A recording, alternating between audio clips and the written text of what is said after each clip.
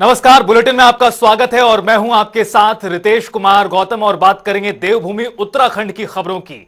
Bulletin का आगाज इस वक्त की एक बड़ी जानकारी के साथ। ब्रेकिंग न्यूज आपको बता दें जो इस वक्त सामने आ रही है। बड़ी खबर, बड़ी जानकारी। मानसून सत्र की तैयारियों में जुटी हुई है धामी सरकार। उपद्रवियों से क्षति वसूली पर विधेयक पेश किया जाएगा सदन में। विधेयक पर मोहर लग सकती है। बड़ी जानकारी, आधा दर्जन से ज्यादा विधेयक बताए जा रहे हैं जो पटल पर रखे जाएंगे। गैरसैंण में होगा विधानसभा का ये मॉनसून सत्र। 21 अगस्त से सत्र की शुरुआत होगी और सत्र काफी ज्यादा हंगामेदार माना जा रहा है क्योंकि विपक्ष लगातार ये कह रहा है कि सत्र की अवधि बहुत कम है, 500 के करीब सवाल हैं और ऐसे में महज 3 दिनों में ये सवाल कैसे उठाए जा सकते हैं। ऐसे में कई मुद्दों को लेकर सत्ता पक्ष और विपक्ष के बीच तीखी नोकझोंक देखने को मिल सकती है, लेकिन इस बीच कामकाज से जुड़ी जानकारी है कि कई महत्वपूर्ण विधेयक पेश किए जाएंगे सदन में।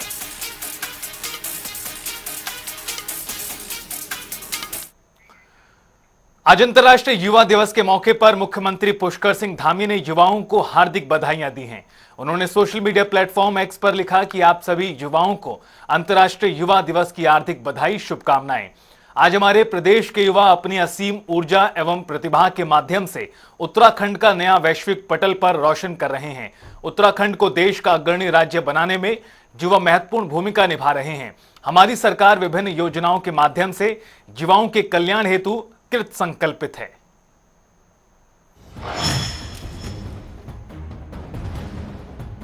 मुख्यमंत्री पुष्कर सिंह धामी ने अंतर्राष्ट्रीय युवा दिवस के मौके पर उत्तराखंड के साथ साथ सभी युवाओं को आज बधाइयां दी हैं।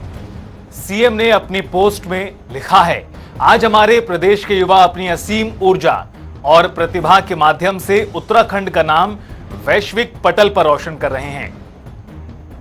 उत्तराखंड को देश का अग्रणी राज्य बनाने में युवा महत्वपूर्ण भूमिका निभा रहे हैं। इसके साथ उन्होंने बताया किस तरह प्रदेश की सरकार विभिन्न योजनाओं के माध्यम से युवाओं को सशक्त कर रही है।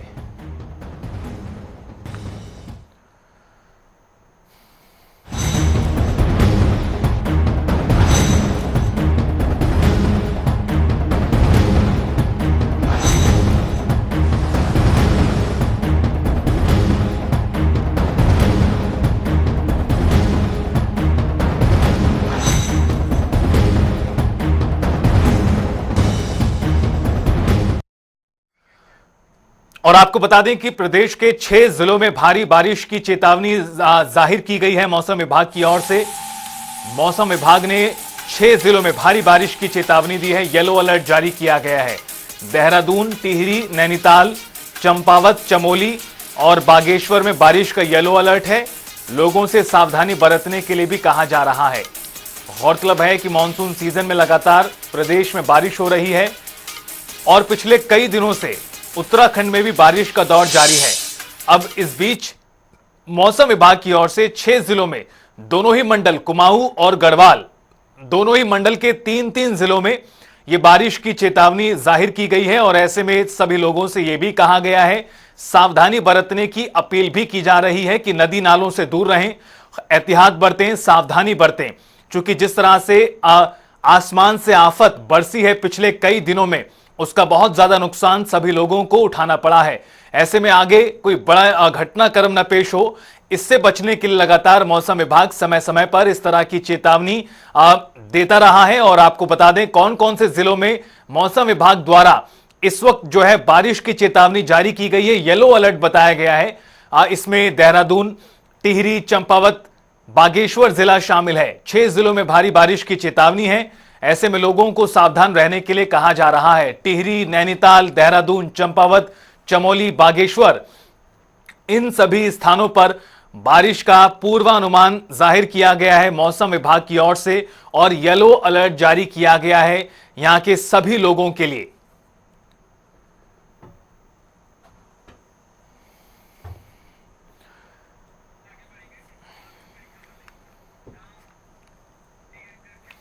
खबरों में आगे बढ़ते रुख करते हैं अगली जानकारी का। मौसम से जुड़ी हुई एक और बड़ी खबर आपको बता दें, जहां भीमबली में भूस्खलन से बड़ा खतरा मंडरा रहा है। भीमबली में भूस्खलन से मंडराया बड़ा खतरा। भारी मलबे से मंदाकिनी नदी का जो प्रवाह है उसमें रुकावट देखने के लिए मिली और इसकी वजह से एक झील भी निर्मित हो गई भीमबली के पास। हालांकि अब ताजा जानकारी है कि पानी रिसाव हो रहा है, धीरे धीरे पानी कम हो रहा है। हालांकि प्रशासन ने मंदाकिनी नदी के आसपास रह रहे सभी लोगों से अलर्ट किया है, चेतावनी दी है कि सावधानी बरतें, पास बिल्कुल भी ना जाएं। गौरतलब है कि रविवार शाम यह भूस्खलन हुआ था जिसकी वजह से बड़े बड़े बोल्डर, पत्थर, मलबा मंदाकिनी नदी में आकर गिरा पहाड़ से और उसके बाद मंदाकिनी नदी का प्रवाह रुका और इसकी वजह से एक अस्थायी झील निर्मित हो गई। हालांकि अब बताया जा रहा है कि पानी का रिसाव हो रहा है, पानी नीचे आ रहा है, लेकिन यह बड़ा खतरा बन सकता है। इस लिहाज से जो प्रशासन है लोगों को लगातार सचेत कर रहा है, प्रशासन ने लोगों को अलर्ट किया है, सावधानी बरतने की भी अपील की है। और देखिए यही वो तस्वीरें हैं, बेहद ही रोंगटे खड़े कर देने वाले ये हालात हैं इस वक्त रुद्रप्रयाग जिले में भीमबली के पास। गौरतलब है कि ये पूरा रास्ता केदारनाथ जी की तरफ जाता है, ये ट्रैक का हिस्सा है और ऐसे में जब इस पहाड़ से ये बड़े बड़े पत्थर, बोल्डर नीचे आकर गिरे तो उसके बाद मंदाकिनी नदी का जो प्रवाह था वो रुका और काफी देर तक पानी वहां पर इकट्ठा हुआ। इस वजह से एक अस्थायी झील भी वहां पर निर्मित हो गई और यह एक बड़ा खतरा बन सकता है। इस लिहाज से लोगों को सावधानी बरतने की अपील की जा रही है। लोगों ने अपने मोबाइल कैमरों में इस खौफनाक मंजर को कैद किया है। रविवार शाम को दरअसल यह पूरा घटनाक्रम हुआ जहां पर यह बड़ी संख्या में पत्थर और मलबा नीचे आकर गिरा। और में आगे बढ़ेंगे, आपको बता दें कि लगातार भारी बारिश का दौर उत्तराखंड में जारी है और इस बीच लगातार अलग अलग इलाकों से भूस्खलन के मामले सामने आ रहे हैं। रविवार शाम को भीमबली के पास एक बड़ी घटना पेश आई जहां पर भारी भूस्खलन हुआ और इसकी वजह से मंदाकिनी नदी का जो जल प्रवाह था वो रुका और उसकी वजह से एक झील निर्मित हो गई, पानी बहुत ज्यादा इकट्ठा हो गया। हालांकि अब जानकारी के अनुसार पानी का रिसाव हो रहा है, पानी आगे बढ़ रहा है, लेकिन ये मुश्किलें आगे बड़ा खतरा बन सकती हैं। इस लिहाज से लोगों को लगातार सचेत प्रशासन द्वारा किया जा रहा है। नदी के आसपास बिल्कुल भी ना जाएं, ये चेतावनी लगातार लोगों को दी जा रही है।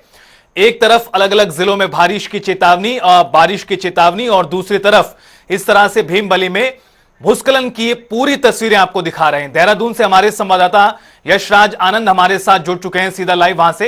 यशराज, कितना बड़ा घटनाक्रम कल का रहा भीमबली के पास और जो बताया जा रहा है कि पानी इकट्ठा हुआ, एक झील भी वहां पर निर्मित हो गई है। फिलहाल ताजा स्थिति क्या है, प्रशासन किस तरह से सभी हालातों को देख रहा है?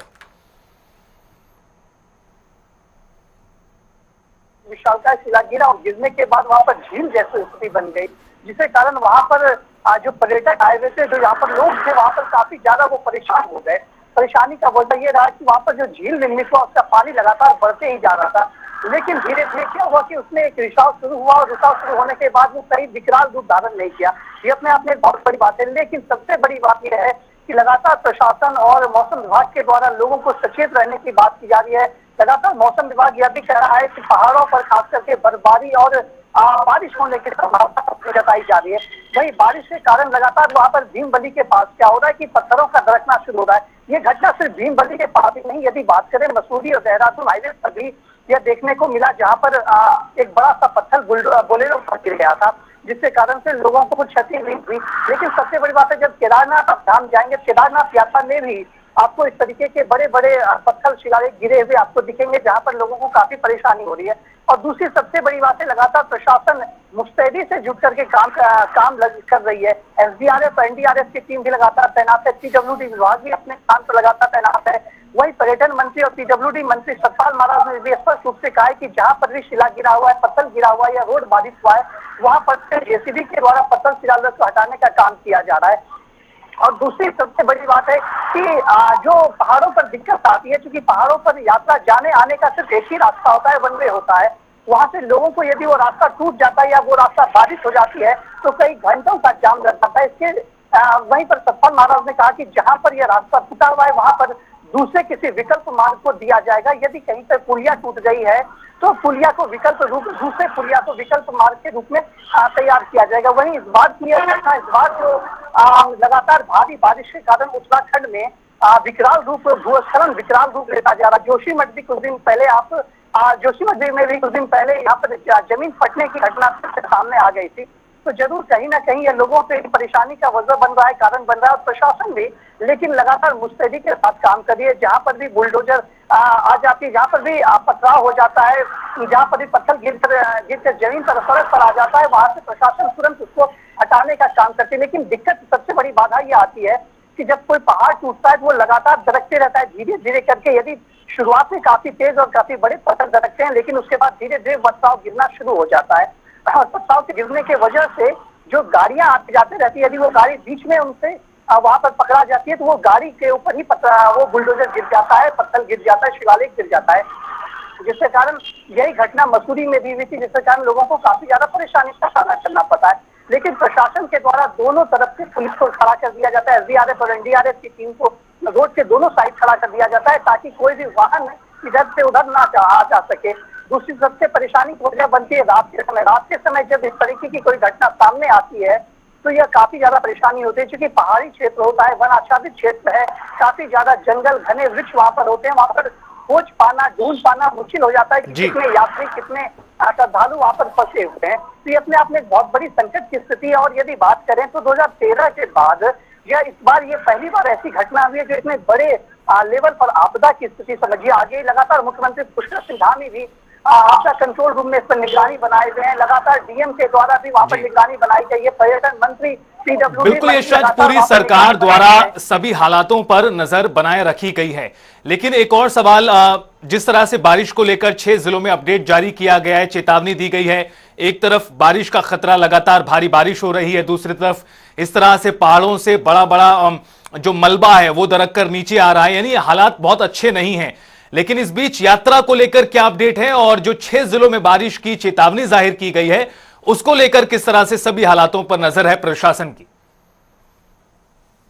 बताना चाह रहा हूं कि पिछले कुछ दिनों पहले यात्रा को रोक दिया गया था, क्योंकि करण मारा भी कांग्रेस के द्वारा भी पैदल केदारनाथ यात्रा लगाया गया था और इसी कारण से उनकी यात्रा भी रोक दी गई थी। और वहीं पुल टूटने के कारण, सड़क मार्ग बाधित होने के कारण यात्रा को रोक दिया गया था। लेकिन फिर मुख्यमंत्री के आदेश के बाद फिर से यात्रा को शुरू कर दी गई थी। लेकिन अभी भी यदि बात करें तो मुख्य मार्ग पर जिला से होकर केदारनाथ यात्रा जाती है, वहां पर भी लोगों को परेशानियों का ही सामना करना पड़ रहा है। एक वैकल्पिक मार्ग को खोल दिया गया है, वहां पर रास्ते को तो खोल दिया गया है, लेकिन यात्रा पूरी तरीके से व्यवस्थित ढंग से अभी भी नहीं चल पा रही है, क्योंकि वहां पर लगातार सड़क के दरकने की घटना भी सामने आई है। और लोगों को सबसे बड़ी बात है, लोगों को भय सता रहा है। लोग अब पहाड़ों पर जाने से, केदारनाथ यात्रा करने से थोड़ा सा कता रहे, क्योंकि उन्हें डर है कि कहीं कोई पहाड़ का कोई दरक ना जाए पहाड़, और उसके कारण उन्हें कोई जनहानि ना हो। वहीं पर लेकिन लगातार मैं अपील करना चाहता हूँ लोगों से भी, मैं बोलता हूँ कि वो जब भी जाएं, और मौसम विभाग के द्वारा भी यह कहा गया। बिल्कुल यशराज, लगातार शासन प्रशासन लोगों से ये एहतियात बरतने की अपील कर रहा है और शासन प्रशासन लगातार कह रहा है कि सभी हालातों को देखकर ही यात्रा को आगे बढ़ाएं। बहरहाल आपका बहुत शुक्रिया इस पूरी बातचीत और जानकारी साझा करने के लिए। तो वहीं धामी मंत्रिमंडल के विस्तार को लेकर एक बार फिर चर्चाएं तेज हैं। उत्तराखंड मंत्रिमंडल में 4 पद वर्तमान में रिक्त पड़े हैं। ऐसे में चर्चा है कि अक्टूबर में संभावित नगर निकाय चुनाव से पहले मंत्रिमंडल का विस्तार हो जाएगा। इस पर विपक्ष का कहना है कि उत्तराखंड बीजेपी में मुख्यमंत्री पद के कई दावेदार हैं। कांग्रेस उपाध्यक्ष सूर्यकांत धस्माना का बयान आया, उन्होंने बीजेपी के अंदर सब कुछ ठीक नहीं होने की बात कही। देखिए, राज्य में राजनीतिक अस्थिरता का वातावरण है। प्रदेश के अंदर भारतीय जनता पार्टी में सब कुछ ठीक नहीं चल रहा है। सरकार अस्थिर है। सरकार के मुख्यमंत्री से लेकर के मंत्रियों, राज्य के तमाम सांसदों, उनको राज्य की आपदा से कोई लेना देना नहीं। गर्मियों में 2500 हेक्टेयर जंगल जला, कोई सांसद नहीं बोला। कोई राज्य के अंदर इतना बड़ा नुकसान हुआ, देश का कोई बड़ा नेता नहीं बोला। प्रधानमंत्री ने कोई उस पर संज्ञान नहीं लिया, गृह मंत्री ने कोई संज्ञान नहीं लिया। और जब आज पूरे राज्य में बरसात के कारण आपदा है, केदार घाटी से लेकर के, बद्रीनाथ से लेकर के, गंगोत्री से लेकर के, यमुनोत्री से लेकर के, कुमाऊं मंडल, तराई, सारे इलाके आपदा से ग्रस्त हैं। आपने देखा पार्लियामेंट के अंदर 5 सांसद आपदा के मामले में मौन रहे। छत्तीसगढ़ की सांसद रंजीता रंजन ने, उन्होंने आवाज उठाई, लेकिन हमारे सांसद खामोश रहे। और इसके उलट मुख्यमंत्री से लेकर के सारे मंत्री प्रधानमंत्री से मिल रहे हैं, गृह मंत्री से मिल रहे हैं, बीजेपी के अध्यक्ष से मिल रहे हैं। क्यों मिल रहे हैं? क्योंकि राज्य में कहीं ना कहीं नेतृत्व का संकट इस समय भारतीय जनता पार्टी की सरकार में चल रहा है। तो वहीं खेल मंत्री रेखा आर्य ने पैरालंपिक एसोसिएशन ऑफ उत्तराखंड की ओर से आयोजित कार्यक्रम में शिरकत की। इस दौरान उन्होंने उत्तराखंड पैरालंपिक वॉलीबॉल खिलाड़ियों को राष्ट्रीय प्रतियोगिता में उत्कृष्ट प्रदर्शन पर सम्मानित भी किया। साथ ही खिलाड़ियों के साथ अभ्यास मैच भी खेला। पैरालंपिक एसोसिएशन ऑफ उत्तराखंड के तत्वाधान में पैरा एसोसिएशन वॉलीबॉल का जो हमारे खिलाड़ी रहे हैं, आज उनको जो अंतर्राष्ट्रीय स्तर पर हो, राष्ट्रीय स्तर पर हो, मेडल लेकर आए हैं, उनको आज सम्मानित किया गया है। निश्चित रूप से पैरा खिलाड़ियों की बहुत सारी चुनौतियां होती हैं, उससे एसोसिएशन ने बहुत हद तक हमें अवगत भी कराया है। हमने भी ये कोशिश करी है कि एसोसिएशन की बातों को निश्चित रूप से जो सरकार के द्वारा बनाई गई खेल नीति है, उस खेल नीति में किस प्रकार से समाहित की जा सकती है। आने वाले समय में राष्ट्रीय खेल होने जा रहे हैं, तो उसमें किस प्रकार से पैरा एथलेटिक्स का हम लोग उपयोग कर सकते हैं। तो ये सारी बातों को लेते हुए मैं समझती हूँ कि एक समीक्षा करने की आवश्यकता है, जो आने वाले समय में निश्चित रूप से एक समीक्षा की जाएगी। राष्ट्रीय लोकदल उत्तर प्रदेश के बाद अब उत्तराखंड में भी अपने संगठन का विस्तार करता नजर आ रहा है। इसको लेकर राष्ट्रीय महासचिव संगठन त्रिलोक त्यागी ने जनता टीवी संवाददाता यशराज आनंद से खास बातचीत की। देखिए, बीच में आरएलडी के राष्ट्रीय महासचिव त्रिलोक त्यागी। आइए इनसे बात करते हैं कि उत्तराखंड में जिस पार्टी का ये नवनिर्माण यहाँ कर रहे हैं, इसको एक किस रूप में देखते हैं। तो सबसे पहले मेरा क्वेश्चन आपसे कि उत्तराखंड में जिस रूप से आप पार्टी का नवनिर्माण कर रहे हैं, अध्यक्ष आपने बनाया, किस रूप में इसको आप देखते हैं? देखिए, इसे आप नवनिर्माण के रूप में नहीं देख सकते, इसे देख सकते हैं पार्टी को मजबूत करने की दिशा में कदम। पार्टी तो बहुत पुरानी है, पार्टी तो चौधरी चरण सिंह जी की बनाई पार्टी है। और जब उत्तराखंड उत्तर प्रदेश में था तो हमारे एमएलए जीतते थे, हमारे मंत्री यहाँ से होते थे।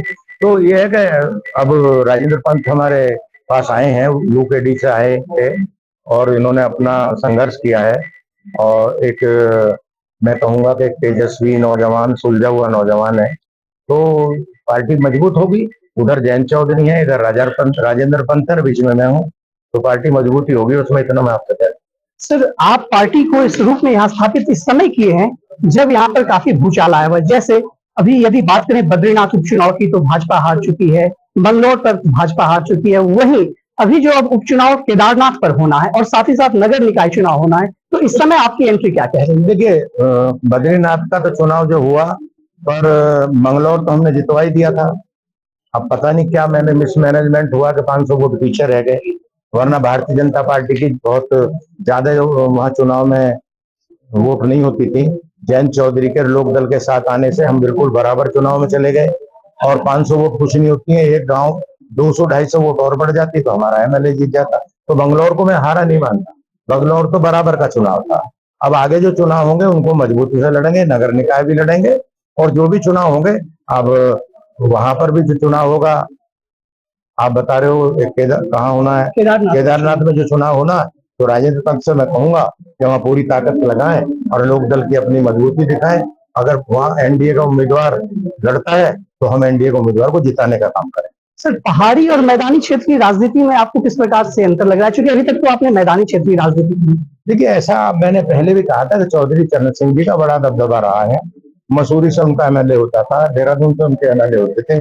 कुछ हालात हैं, राज बटने के बाद हम कमजोर हो गए, तो हम उसको मजबूत करने की प्रक्रिया में हैं। हम नगर निगम का भी चुनाव लड़ेंगे, हम विधानसभा की तैयारी कर रहे हैं। हमको साधु समाज के मेंबर नहीं है, हम एनडीए में हैं और अपनी पार्टी को मजबूत करेंगे और 27 की तैयारी कर रहे हैं हम। इतने में आपसे तो हमारे साथ हैं आरएलडी के राष्ट्रीय महासचिव। उन्होंने स्पष्ट रूप से कहा कि इस बार जो चुनाव होगा, चुनाव ये लोग मिलकर के लड़ेंगे और चुनाव में इस बार पताका फहराया जाएगा। कैमरा पर्सन अनूप भट्ट के साथ मैं यशराज आनंद, जनता टीवी, देहरादून।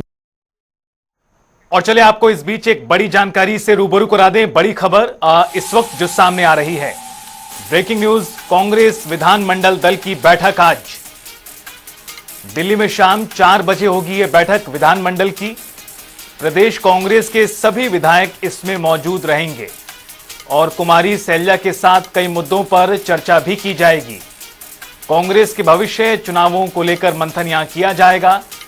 बड़ी जानकारी आपको बता दें, कांग्रेस पार्टी विधानमंडल की बैठक दिल्ली में होगी आज शाम 4 बजे और इसमें उत्तराखंड कांग्रेस के सभी विधायक मौजूद रहेंगे। साथ ही साथ अन्य पार्टी के नेता शिरकत करेंगे और कांग्रेस पार्टी की बड़ी लीडर कुमारी सैलजा के साथ यहां मंथन किया जाएगा, जो प्रदेश की प्रभारी भी हैं।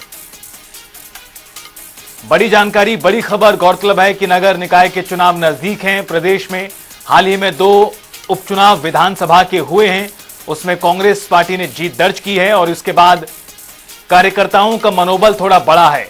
भविष्य में किस तरह की चुनौतियां हैं और जिन चुनावों को लेकर तैयारियां की जा रही हैं उसको और किस तरह आगे बढ़ाया जाए, इन सभी पहलुओं को लेकर आज बातचीत दिल्ली में होगी उत्तराखंड कांग्रेस की। तो बड़ी खबर, बड़ी जानकारी आपको बता दें, विधानमंडल की बैठक होनी है आज।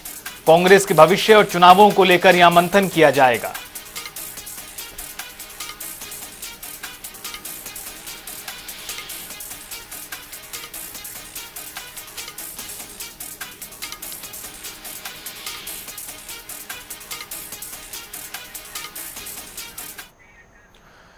आज सावन का चौथा सोमवार है, तो वहीं मंदिरों में भक्तों का रेला लगा हुआ है। लोग लंबी लंबी कतारों में खड़े होकर भगवान भोलेनाथ का अभिषेक कर रहे हैं।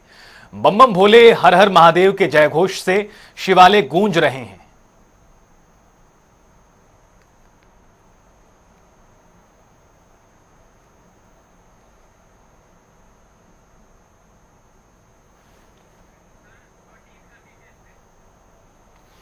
तो आपको बता दें कि सावन का चौथा सोमवार है। तस्वीरें आपको दिखा रहे हैं अलग अलग मंदिरों की, किस तरह से जो भक्तगण हैं, श्रद्धालु हैं, वो पहुंच रहे हैं और अपनी अपनी बारी का इंतजार करते हुए भगवान भोलेनाथ की पूजा अर्चना कर रहे हैं, अभिषेक कर रहे हैं शिवलिंग का।